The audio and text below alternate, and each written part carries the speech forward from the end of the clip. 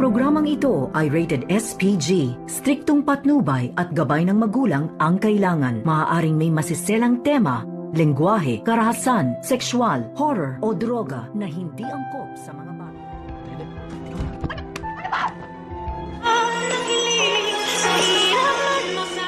Narito na nga ang ating pagkaabangan ngayong Miyerkules sa abot kamay na pangarap.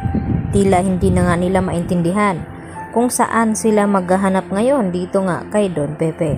At patuloy pa rin ang pagtatalo dito ni RJ at Carlos Benitez dahil sa mga sinasabi ni Carlos na dapat magpakaama daw siya dito kay Annalyn. Nang sa ganon, hindi maghahanap ng ibang kalinga itong si Zoe dahil sa mga ipinapakita at ipinaparamdam ni RJ dito nga kay Zoe. Dahil dito, muntik-muntikan na ngang masaktan ni RJ itong si Carlos dahil sa mga sinasabi nito.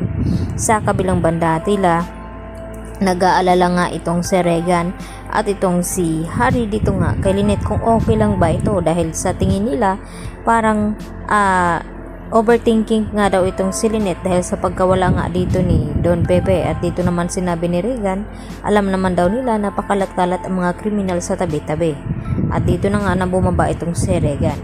At dito din naghahanap sa bulsa itong si Harry ng kanyang makain na candy. At dito sa hindi inasahan ay makita niya isang papel na nakalagay doon na help.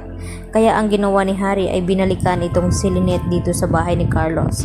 At dito kaya manganganib itong si Harry dahil sa muli niyang pagbalik doon upang iligtas itong si Lynette dahil nangangailangan nga ito ng tulong.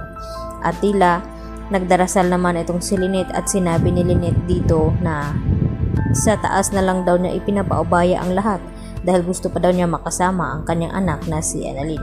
Samantala, dito naman nagpaplano ang mag-ina na si Zoe at Moira na dapat hindi daw mahalata nila RJ at Giselle ang kanilang binabalak.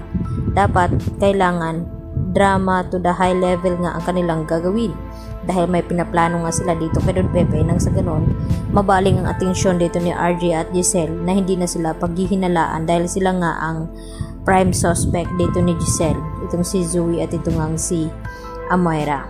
Kaya na makausap nga nila ito dito sa Apex ay todo naman paawa Apex itong si Zoe at sinasabi na sasabihin na daw nila ang totoo at nagkukunwari naman itong si Moira na takot na malaman nila RJ at Giselle ang katotohanan. Pero may mga plano pala sila na hindi inaasahan. Sa kabilang banda, hindi rin naman tumitigil itong si Annalyn na hindi niya mabibisto itong si Zoe at lalo pa ngayon nagtataka siya at kausap itong si Doc Alindon Javier na bakit close na close daw itong si Zoe at itong si Carlos at kailan pa at bakit hindi nila sinasabi ni Carlos dito kay Lynette at kay Annalyn na close pala itong si Zoe at itong si Carlos. Kung sa bagay pareho naman daw silang masungit at kung turingan ay parang nga daw silang mag-ama. Tila hindi naman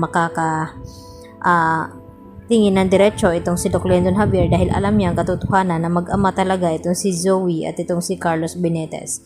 Subalit ayaw niya pangunahan itong si Carlos na magsalita dito kay Annalyn baka magkabistuhan at dito pa magkakaroon ng matinding problema. At dito naman na kinausap ng masinsinan ni Carlos Benitez itong si Annalyn na kung bakit hindi daw niya ito tatantanan itong si Zoe na hindi na pagbibintangan na may kinalaman nga ito sa pagkawala ni Don Pepe. At dito naman na sumagot itong si Annalyn dito kay Carlos na hindi daw siya titigil hanggat hindi niya malaman ang buong katotohanan na may kinalaman itong si Zoe at Moira sa pagkawala nga dito ni Don Pepe. Dahil yun nga ang kutob ni Annalyn na may kinalaman talaga itong si Zoe dahil sa mga ikinikilos nito.